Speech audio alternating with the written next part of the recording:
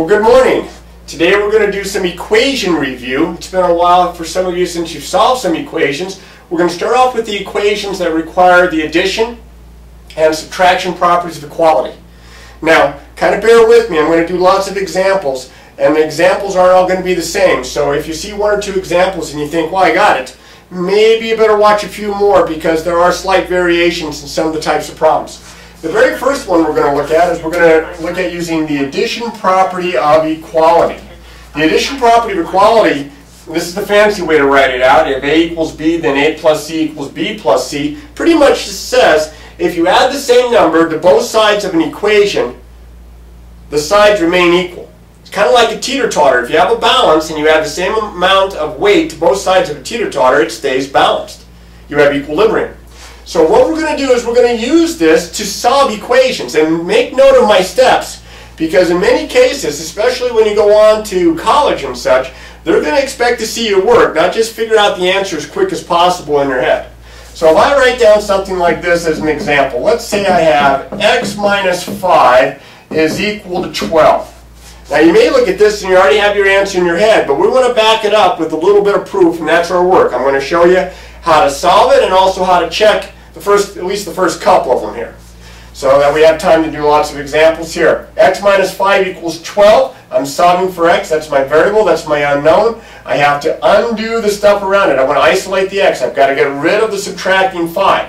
Well, to undo subtracting 5, we're going to do the inverse of subtracting 5, or the opposite of subtracting 5. We're going to add 5 to both sides. And we can do that because of this property right here that says that we can. So I'm going to add 5 to the left side, and I'm going to add 5 to the right side.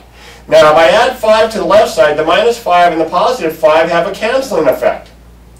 That leaves the variable x all by itself. And on the right side, 12 plus 5, you just go ahead and add them up, you get 17. Pretty much what you probably already had in your head. Now I'm going to check my work. I'm going to check it, even though I'm pretty sure that's my answer, by taking the answer and substituting in for the variable. That's what it means if it's a solution to the equation. It means that when you plug it back in, you get a true statement. So if I plug 17 in for x, I get 17 minus 5 equals 12. Now on the left side, 17 minus 5 is 12, and on the right side, I already have a 12, and that's equality, so that means that checks out okay. That means this is a good answer. And that's how you solve an equation, and that's how you show your steps. Now I'm going to do a few more examples here. So you bear with me, I'll go ahead and get this one out of the way. Let's say, for example, I want to do something like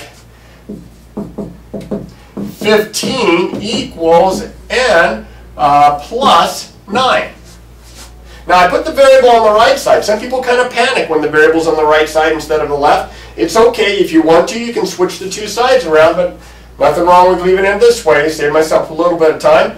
I'm going to solve for n. I'm going to get rid of, let's make this a minus here. I'm going to get rid of the minus 9 by using the addition property of equality. I'm going to add 9 to both sides. So I'm going to go ahead and add 9. And 15 plus 9, that's 24 on this side. That looks out okay. And then these cancel out. The minus 9 and the plus 9 are opposites. They cancel out. And I just get the n. And there's my answer. At least I think it's my answer. I'll check my work. So when I plug 24 in for the variable, I get 15 equals 24 minus 9. This is 15 here. 24 minus 9 is 15. That checks out, which means this is a solution or an answer, or sometimes it's called the root to the equation. If you have a question about this one right now, let's go ahead and rewind. Like I say, if I go too fast, rewind, go back over the example again to make sure that you understand. All right? Now, I'm going to go all the way to the other idea of the subtraction property of equality.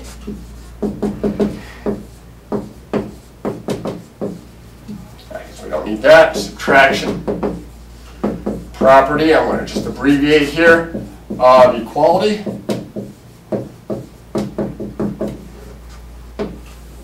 And it says pretty much if A equals B, then A minus C equals B minus C. Now this is saying that if you have an equation and you subtract the same number from both sides, the sides remain equal. Now if I go back to the teeter-totter example, if I have balance, if I have equilibrium and I take equal amounts of weight off of each side, it stays balanced. Hopefully that kind of makes common sense to you. Alright, now I'm going to use this to solve equations where something's being added to my variable. And I'm going to throw a few negatives in on these. Let's say, for example, I have x plus 5 equals negative 3. My variable is x, 5 is being added to it. I want to undo the adding 5. To undo adding 5, I do the inverse operation, I subtract 5. And I can do that because of this property.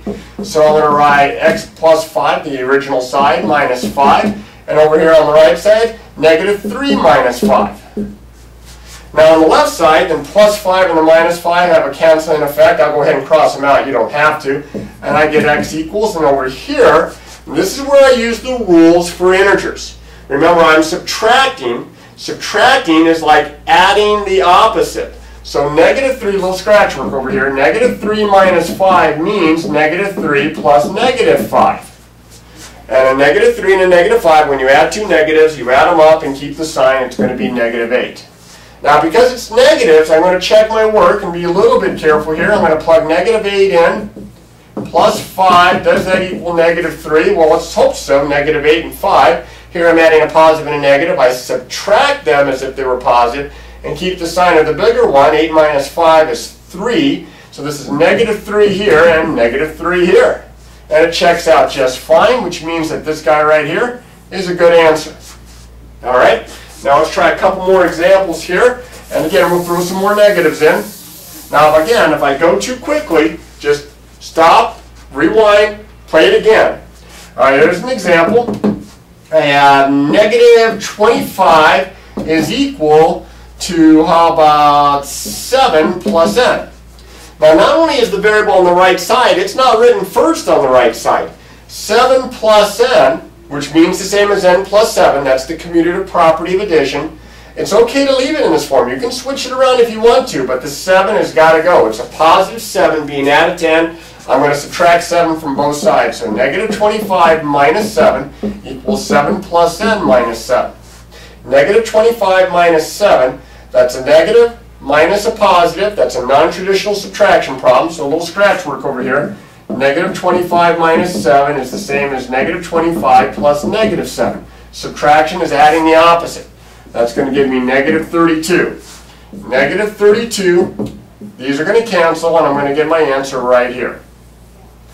Alright, so don't let it worry you that the variable is on the right side. You can flip the sides if you want, and don't let it worry you that the number that's being added to it's in front instead of on the end. That's okay. You can still solve the equation. These are called one-step equations, as you can see, because there's one key transformation step. Alright, let's try another one here, and again we'll kind of play around with some negatives to kind of review that at the same time. How about if I have k minus a negative 3 is equal to 12? Now if you look at this and you say, well, this is subtraction.